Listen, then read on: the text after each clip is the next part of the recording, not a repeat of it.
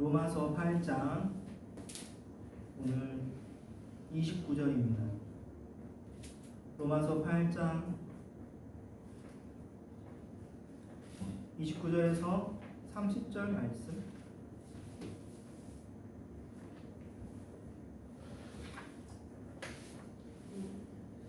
로마서 8장 29절에서 30절 말씀 제가 대독하도록 하겠습니다.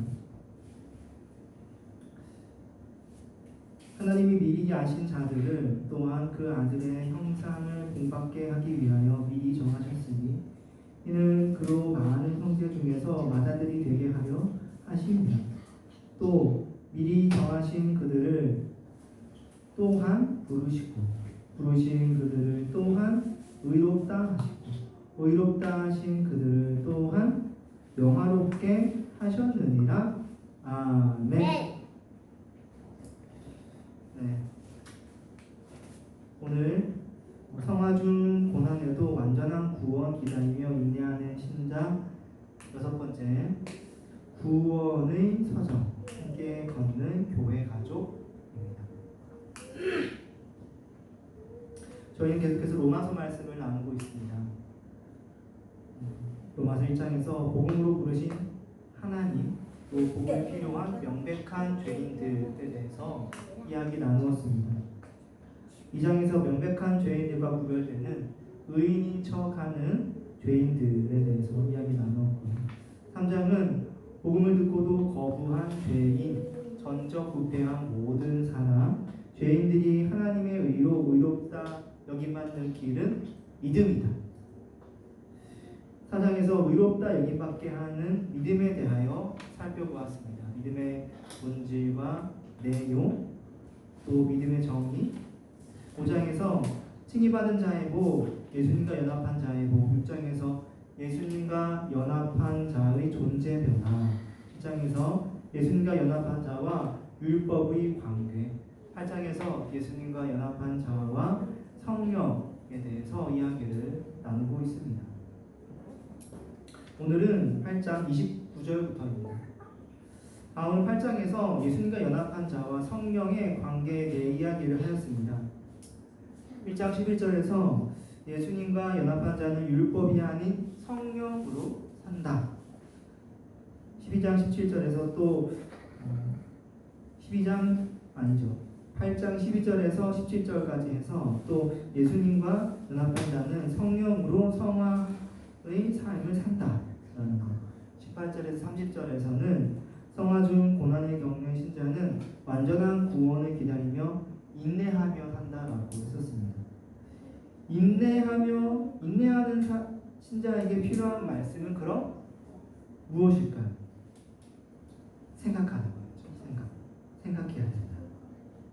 신자는 고난 중 구원을 기다리며 인내할 수 있도록 생각하라. 신자는 인내할 때 생각해야 합니다. 생각은 고난을 견디며 인내하게 합니다. 생각하지 않으면 우리는 작은 고난일지라도 견딜 수 없습니다. 왜 그럴까요? 내가 이 고난의 길을 왜 가야 하는지 이유와 의미를 모르기 때문에 그렇습니다.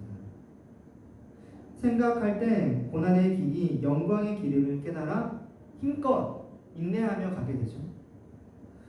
어떤 것을 생각해야 할까요? 그렇다면 현재의 고난이 장차 나타날 영광과 비교할 수 없음을 생각해야 합니다.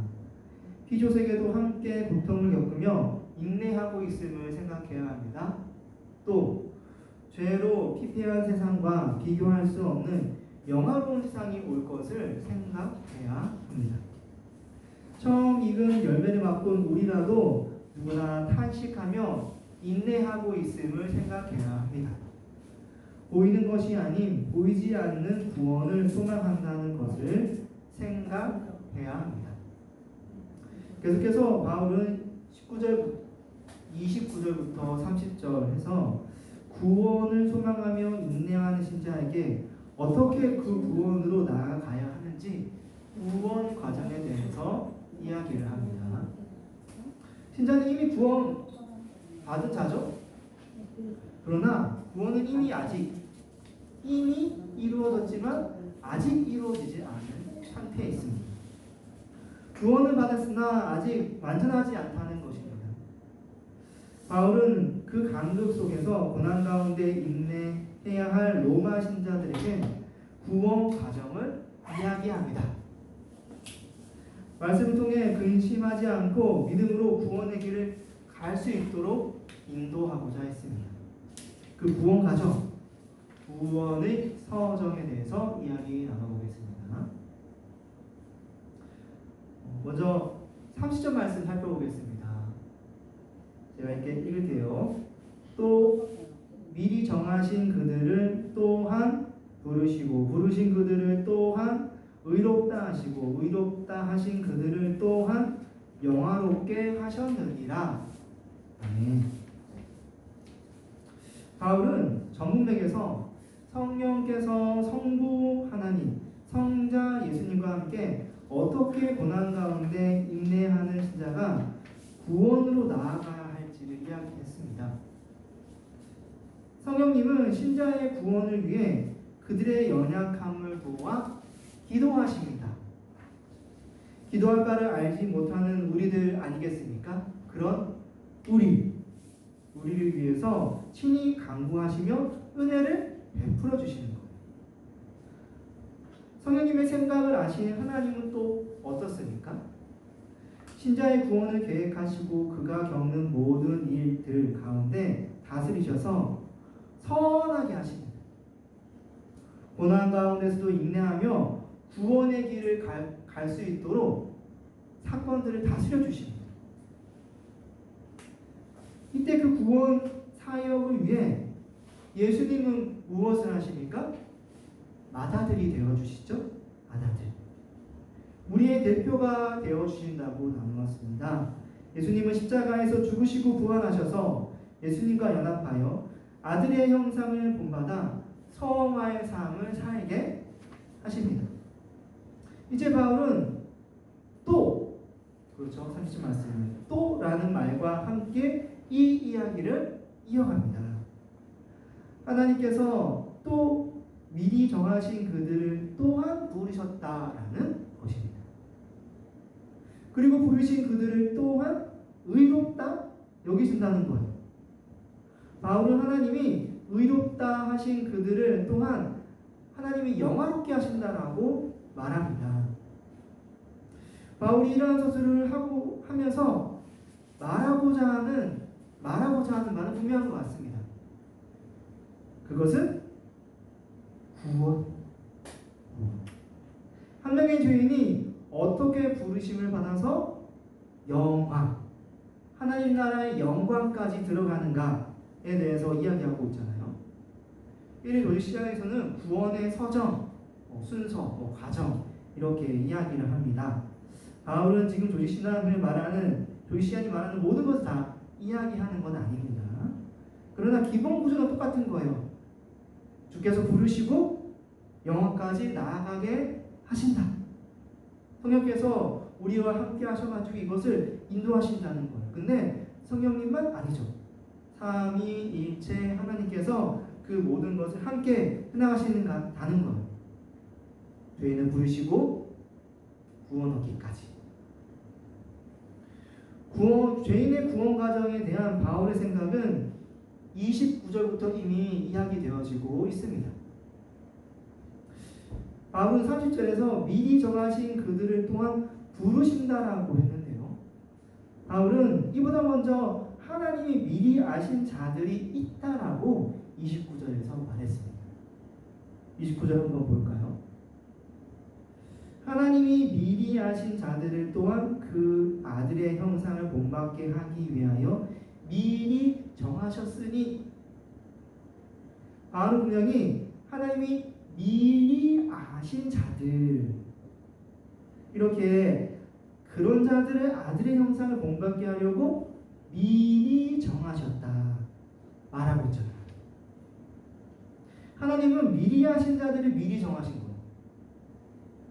미리 정하시기도 전에 하나님은 미리 아신 거예요. 정하시기 전에 아신 거예요. 그렇죠? 즉 하나님은 구원받은 자들을 미리 예정하셨습니다.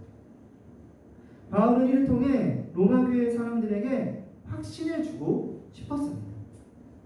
고난 가운데 인내하며 구원의 길을 갈 때 이 일을 예정하신 하나님이 있다고 말입니다.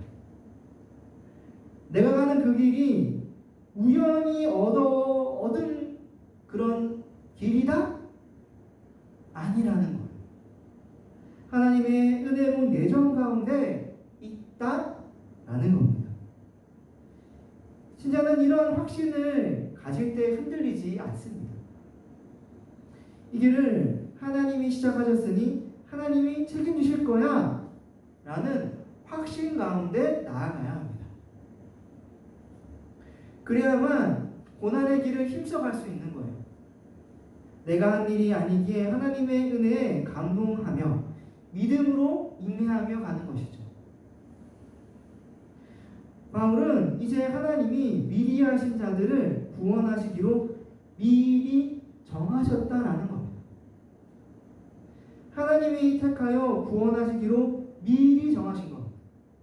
그렇죠? 하나님은 마다들 대신 예수를 본받아 그 형상을 닮도록 인도하십니다. 내가 지금 얼마나 아들을 닮았느냐가 미리 정하심의 기준이다 아니다? 아니에요. 하나님은 미리 아신 거고 미리 아신 자들을 미리 정하여서 그렇게 성화의 길을 가게 하시는 거예요. 이미 성화하시고 성화하신 자로서 성화롭게 이렇게 가는 거죠. 하나님이 정하신 자들을 아셨습니다. 얼마나 은혜롭습니까? 우리가 은혜롭게 부르는 찬양에도 그런 가사말이 있지 않습니까? 내가 너를 지명하여 불렀나니 너는 내 것이라. 너는 내 것이라. 너의 하나님이라. 그렇죠? 만물을 지으신 이가 특별히 지명하여서 불러서 이렇게 택하여서 성화하시고 그 성화의 길을 가게 하시는 거예요. 바울은 구원을 소망하며 고난 가운데 인내해야 할 로마 교회 사람들에게 하나님의 구원을 위해 어떻게 행하고 계신지 지금 낱낱이 보여주고 있는 거예요. 하나님이 이렇게 하고 계신다. 왜 이런 말을 하는 걸까요? 걱정하지 말라는 겁니다. 근심하지 말라는 겁니다. 이 땅의 근심 걱정 그 위에 계시는 하나님이 모든 것을 시작하셨고 이끌고 계시고 마지막도 책임지신다는 겁니다. 염려하지 말라는 겁니다. 또 바울은 하나님이 이제 실질적으로 구원받은 자들을 부르신다고 합니다. 하나님은 미리 아시고 미리 정하신 자들을 부르시죠. 하나님께서는 계획하셨고 그 계획을 위해 우리를 부르십니다. 부르심은 이 땅의 시간 속에 사는 한 죄인을 실제적으로 이렇게 부르는 거예요. 부르심을 통해 죄인은 나를 향한 하나님의 뜻을 느끼기 시작합니다. 부르심을 위해 성령님은 복음을 통해 죄인의 마음을 열게 하시고 구원으로 부르시는 거예요. 그리고 바울은 부르신 그들을 또한 의롭다 하신다고 합니다. 성령님은 복음을 통해 죄인을 부르시죠. 부름 받은 죄인은 복음을 듣는 가운데 성령으로 거듭납니다. 죄인은 죄를 깨달아 죄를 고백하고 예수님을 주와 그리스도로 믿습니다. 이제 하나님은 예수님을 믿음으로 예수님과 연합한 죄인을 예수님 때문에 의롭다 여기시는 거예요. 더 이상 그를 죄인으로 여기지 않고 의인으로 여기십니다. 마치 예수님처럼 자기 아들처럼 보시는 거예요. 칭의받은 죄인은 더 이상 죄인이 아닙니다. 그리고 또 어떻습니까? 죄인이 의롭다함 받을 수 있는 이유 어디에 있는 걸까요? 예수께서 우리의 대표가 되셔서 우리의 모든 죄를 대신 지시고 십자가에서 형벌대속적 죽음을 죽으셨기 때문 아닙니까? 예수님이 십자가 피로 우리의 죄값을 대신 속량 값을 치러주셨습니다. 죄의 노예 가운데 허덕이며 살던 우리였는데 그 죄의 노예 가운데 있던 우리를 마귀 사탄의 지배 가운데에서 벗어나게 하셨습니다. 또 어떻습니까? 한편 예수님께서 십자가에서 우리 죄를 대신해 죽으심으로 우리에 대한 하나님의 사랑을 나타내셨습니다. 사랑은 율법의 마침이기에 예수님은 십자가 사랑을 통해 하나님의 의를 성취하신 거예요. 로마서 13장 10절 말씀에 나와 있죠. 사랑은 이웃에게 악을 행하지 아니하나니 그러므로 사랑은 율법의 완성이니라. 로마서 10장 4절 말씀. 그리스도는 모든 믿는 자에게 의를 이루기 위하여 율법의 마침이 되셨느니라. 어디서요? 십자가에서 하나님의 사랑을 나타내심으로써 율법의 마침을 하신 것. 하나님의 의를 이루셨어요. 이제 예수님을 믿는 자는 십자가에서 성취하신 그 죄사함과 의롭다함을 예수님 덕분에 누리게 되는 겁니다. 그러므로 하나님은 칙이받은 죄인의 과거와 현재와 미래의 모든 죄에 대한 책임에서 그들을 해방시키십니다. 더 이상 사단이 예수님을 믿는 죄인을 정죄하지 못합니다. 죄의 유혹과 시험에 넘어질지라도 범죄할지라도 하나님은 칭의받은 자들을 다시 일으키시고 회복하시도록 도우십니다. 또 하나님은 의인의 죄를 기억하지 않고 마치 강물처럼 흘러보내는 것. 내가 기억하지 않는다. 하나님은 용서하십니다. 용서하시되 영원히 용서하십니다. 다시 범죄에 넘어질지라도 가중처벌이 없습니다. 회개하고 구원의 길을 가도록 인도하십니다. 또 어떻습니까? 오늘 말씀의 바울은 의롭다 하신 그들을 또한 영화롭게 하셨다고 합니다. 즉 하나님은 칭의 받은 의인을 영화롭게 하신다는 겁니다. 어떻게 칭의 받은 의인이 영화까지 나아갈까요? 칭의 받은 의인은 양자의 영, 성령에 내주하시는 자로서 하나님의 자녀가 된 자입니다. 성령이 거하는 의인은 하나님의 자녀로서 이미 성화한 자요, 성화한 자로서 성화의 삶을 사는 자죠. 그렇죠? 하나님은 성화의 삶을 사는 의인이 구원 얻기까지 도우십니다. 그리고 마침내 성화의 삶을 사는 의인은 예수님의 재림 때까지 완전한 성화를 이뤄 완전한 하나님의 나라에 들어가 영광을 누리는 거예요. 바울은 하나님이 그렇게 칭의받은 의인을 영화롭게 하신다고 합니다. 그럼 바울은 왜 이렇게 구원의 과정을 로마 교회 사람들에게 구절절 이야기하고 있는 걸까요? 그것은 하나님께서 이처럼 고난 가운데 있는 신자가 구원을 얻도록 인도한다는 것, 명명백백히 보여주려는 것. 주먹구구식으로 한다? 아니에요. 우리가 다 그렇지 않습니까? 아무리 가까워도 뭔가 아무렇게나 얼렁뚱땅 잡고 넘어가게 되면은 아무리 가까운 사이라 하더라도 뭔가 좀 찝찝하고 의심쩍고 그렇지 않습니까?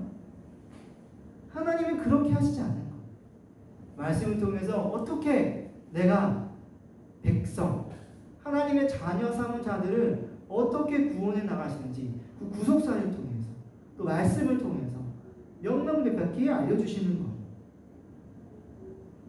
우리가 아는 바대로 체계적일수록 그 일의 완성도는 더 분명해지죠. 삼위일체 하나님은 미리 아시고 미리 정하십니다. 정하신 자들을 부르시고 의롭다 하시고 의롭다 하신 자들을 이제 마지막까지 영화롭게 하기까지 인도하시는 겁니다. 바울은 구원의 서정을 설명하면서 그렇게 말하는 것 같습니다. 힘들어하지 마라. 삼위일체 하나님이 너희의 구원을 인도하고 계신다. 그분은 우리 구원에 대한 분명한 계획과 과정을 갖고 계신다. 이를 믿고 고난 중 인내함으로 가라. 구원의 길.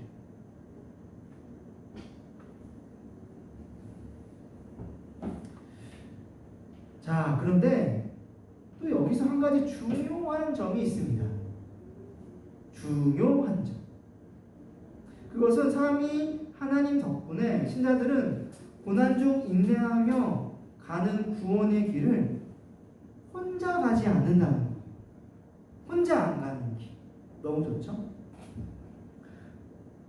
온 교회가 함께 그 길을 간다는 겁니다. 로마서 8장 29절 말씀 다시 한번 읽어보겠습니다. 하나님이 미리 하신 자들을 또한 그 아들의 형상을 본받게 하기 위하여 미리 정하셨으니 이는 그로 많은 형제 중에서 맏아들이 되게 하려 하심이니라. 바울은 29절을 이야기하면서 가족 개념으로 구원의 길을 설명하고 있습니다. 원래 우리는 하나님의 가족 밖에 있던 자들입니다. 외인입니다. 성 밖에 있는 자들인 거예요. 집 밖에 있어요. 그냥 이방인, 관계없는 자. 아무런 권리가 없습니다. 혈연관계도 아니고 금원도 아닙니다. 그런데 예수님이 우리의 맏아들, 대표가 되어주시는 거예요. 예수님이 하나님의 맏아들이라는 말에는 하나님의 가족 개념이 있습니다. 즉 하나님과 아무 관계 없던 죄인들이 예수 안에서 십자가로 하나님의 가족이 되었다는 거예요. 맞잖아요. 맏아들에게는 아버지가 계시죠? 아버지 하나님? 아버지 하나님은 맏아들을 통해서 성령님으로 말미암아 우리를 양자 삼으신 거예요. 가족이잖아요. 가족. 죄인들은 맏아들 되신 예수님 덕분에 하나님의 양자가 되어 하나님의 가족의 일원이 되었습니다. 이로 말미암아 하나님 나라의 상속 얻을 권리도 얻게 됩니다. 이제 하나님은 맏아들이신 예수님을 통해 예수 믿는 우리를 하나님의 자녀를 얻기시는 거예요. 우리가 예뻐서요? 아니요. 우리에게는 아무런 공로, 의 없습니다. 오직 예수님의 공로, 맏아들이신 예수님 덕분입니다. 이때 하나님은 성령의 내주하심으로 우리를 하나님의 자녀 삼으십니다. 죄인은 양자의 영, 성령 덕분에 예수님께서 성취하신 모든 것을 누리죠. 하나님을 아빠 아버지라 부릅니다. 결과적으로 삼위 하나님께서 죄인이 삼위 하나님의 가족이 될 수 있도록 지금 일하신 거예요. 갈라디아서 4장 6절 말씀에 잘 나와 있습니다. 갈라디아서 4장 6절 말씀 제가 읽어보겠습니다. 너희가 아들임으로 하나님이 그 아들의 영을 우리 마음 가운데 보내사 아빠 아버지라 부르게 하셨느니라. 아멘. 또 바울은 반복적으로 많은 수의 신자들이 구원의 길을 함께 가고 있음을 알려주고 있습니다. 여기에 플러스 한 가지 더. 함께 가고 있다. 29절에서 하나님이 미리 아신 자들, 많은 형제들 둘 다 복수입니다. 그렇죠? 30절도 마찬가지입니다. 미리 정하신 그들, 부르신 그들, 의롭다 하신 그들 반복적으로 복수로 표현하고 있습니다. 바울은 맏아들 되신 예수님 덕분에 하나님의 가족된 많은 신자들이 함께 가족이 되어 구원의 길을 가고 있다고 지금 말하고 있는 거예요. 나만 예수님의 가족이 되었나요? 아니라는 거예요. 나, 너, 우리 함께 하나님의 가족이 되었다는 겁니다. 곧 교회. 로마서 8장 30절 말씀이죠. 또 미리 정하신 그들을 또한 부르시고 부르신 그들을 또한 의롭다 하시고 의롭다 하신 그들을 또한 영화롭게 하셨느니라. 바울은 받아들이신 예수님 덕분에 하나님을 아버지 삼아 하나님의 가족, 교회가 함께 구원의 길을 가고 있다고 오늘 말하고 있는 겁니다. 삼위 하나님이 인도하시는 구원의 서정을 걸어가기에 고난도 인내할 수 있습니다. 더 나아가 하나님의 가족, 교회가 함께 이 길을 가고 있기에 신자는 더더욱 그 고난의 길을 갈 수 있는 겁니다. 그래서 지금까지 우리가 나누었던 것들을 한번 정리해보면 어떻게 생각해 볼 수 있을까요? 그러므로 삼위 하나님은 신자가 고난 중 구원을 기다리며 인내할 수 있도록 교회가 함께 구원의 서정을 걷게 하신다. 자, 하나님의 구원을 믿나요? 구원을 믿나요?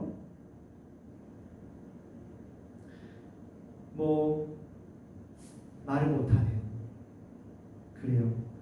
못하는 분들 마음속으로 또 했다고도 믿습니다. 어쩌면 그게 자연스러운 걸지도 몰라요. 왜냐하면 하나님의 말씀을 아는 데에는 이게 개인적인 차이가 있거든요. 어떤 이는 많이 알고 어떤 이들은 적게 알고 그렇죠? 예수님을 믿게 된 시기도 다릅니다. 말씀을 들은 양도 다르고 개인적으로 본 양도 다르고 또 거기에 대해서 고민한 시간도 다르고 다 다릅니다. 많다 적다 차이는 있을 수밖에 없습니다. 이것을 가지고 서로 비교하면서 부정적인 생각 가질 필요는 전혀 없습니다. 분명한 것은 우리는 하루하루 서로 말씀을 통해 계속 자라고 있다는 거예요.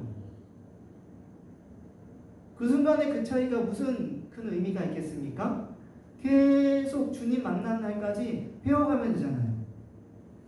이를 통해 먼저 된 자가 나중되고 나중된 자가 먼저 되는 역사가 일어나는 것 아니겠습니까? 그래서 모두가 함께 구원받기까지 나아가는 것 아니겠습니까? 그럼 여기서 중요한 것은 그렇게 계속 말씀을 배워감으로 고난 중 인내함으로 구원의 길을 흔들림 없이 가야 한다는 것입니다. 우리가 예수를 믿고 구원받은 후 겪는 공허함과 흔들림은 사실 모두 무지함 때문입니다. 몰라서 그런 거예요. 무지할 때 의심하고 다른 곳으로 눈을 돌립니다. 마음은 흔들리게 되고 몸은 따로 또 마음도 따로 가게 되는 것이죠. 우리 다 알지 않습니까? 어른들은 다 알아요. 그래서 별로 두려워하는 게 없어요. 근데 어린아이들은 혹시나 또 잠잘 때는 이불을 부둥켜 안고 아빠 손, 엄마 손 꼭 잡고 안아달라고 하고 몰라서 그러는 거예요. 아직 어려서 무지해서.